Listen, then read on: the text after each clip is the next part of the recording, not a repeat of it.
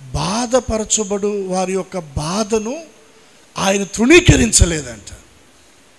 బాధపరచబడు వారి యొక్క బాధను, ఎవరైనా బాధలో ఉంటే పైకి ఏదో ఓదార్పు మాటలు మాట్లాడతారు, కానీ అంతరంగంలో వీడికి ఇట్టాగే జరగాలి, వీళ్ళకి ఇట్టాగే జరగాలి అనుకుంటారు.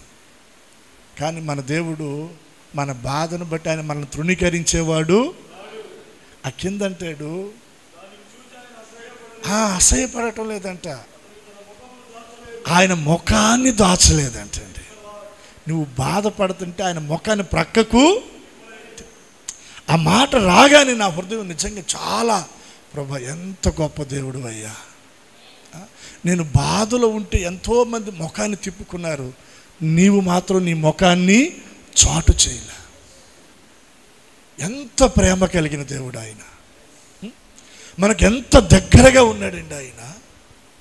మన బాధలో, మన కష్టంలో, మన శ్రమలో, మన దుఃఖంలో ముఖం తిప్పుకున్నాడు ఆయన. రక్త సంబంధికులు తిప్పుకున్నారండి, కన్న బిడ్డలు తిప్పుకున్న వారు ఉన్నారు, తోబుట్టువులు తిప్పుకున్న వారు ఉన్నారు, నీ కోసం ప్రాణంరా ఇస్తాను అన్న స్నేహితులు తిప్పుకున్నారు పక్కకి.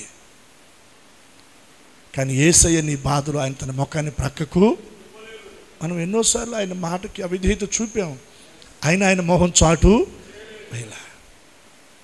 ఆ మాట చదువుతున్నప్పుడు నాకు చాలా ఆదరణ అనిపించిందండి. అవును ప్రభా, ఎన్నోసార్లు నేను బాధపడుతున్నప్పుడు నీ ముఖం నాకు చాటు చేయలేదు కదా,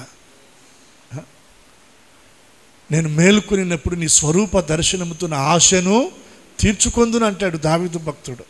ఆయన ముఖ దర్శనం మనకి కలిగితేనే చాలండి, మన బాధలన్నిటి నుండి మనకు నెమ్మది కలుగుద్ది. అటువంటి ఆయన ముఖ దర్శనాన్ని చాటు చేయలే, ఆయన చాటు చేయలేదు.